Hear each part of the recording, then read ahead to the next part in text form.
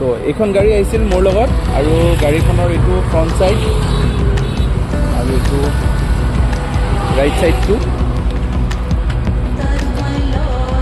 এইটো right side আৰু এইটো বেক সাইড আৰু এইটো লেফট সাইডটো সো ইণ্টেৰিয়ৰটো দেখাইছোঁ আপোনালোকক এইটো গাড়ীখনৰ ইণ্টেৰিয়ৰটো এণ্ড্ৰইড লাগি আছিল ইয়াতে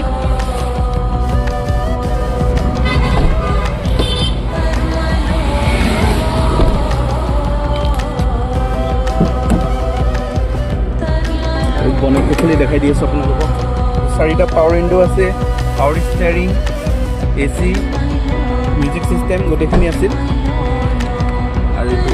টায়াৰ কণ্ডিশ্যন ভাল হৈ আছিল পুৰা এইটো ইঞ্জিন এপ্ৰন চেপ্ৰন চব চিল আছে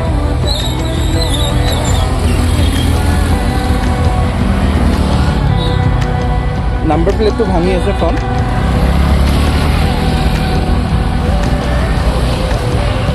সো এইখন গাড়ী মই দাদাক ডেলিভাৰী কৰি দিলোঁ আজি 7 ডিচেম্বৰ 2025 চন হয় আৰু আমি এখন i10 আনিছিলোঁ i10খন আমি প্ৰাইচ ৰাখিছিলোঁ 98,000 কিন্তু আমি গাড়ীখন ভিডিঅ' বনাব লওঁতে দাদা আমি নাৰেংগী বন্দাত দাদাক লগ পালোঁ তেখেতে ল'ৰাজনক গিটাৰ শিকাবৰ কাৰণে নিছিল আৰু আমি তাতে ভিডিঅ' বনাই থকা দেখা পালে তেখেতে আৰু তেখেতৰ তাতে গাড়ীখন পচন্দ হ'ল সো তেখেতে গাড়ীখন ফাইনেলি ল'লে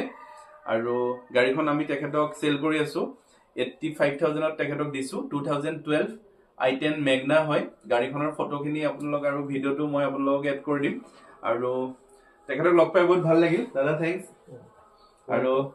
দাদাৰ লগত তাতে গাড়ীখন দেখালোঁ মেলিলোঁ দাদাৰ ভাল লাগিল আৰু ঘৰটো ওচৰতে হয় আমাৰ তেখেতৰ গোটেইবিলাক ওচৰৰে চব চিনাকিয়ে হয় দাদা আপোনাৰ কৈ যদি আমাৰ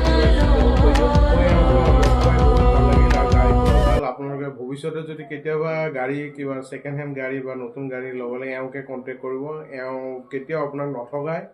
আৰু আই থিংক আমিও ভৱিষ্যতত তেওঁৰ লগতে ডিলিংছ কৰিম ঠিক আছে তো আমি আপোনালোকক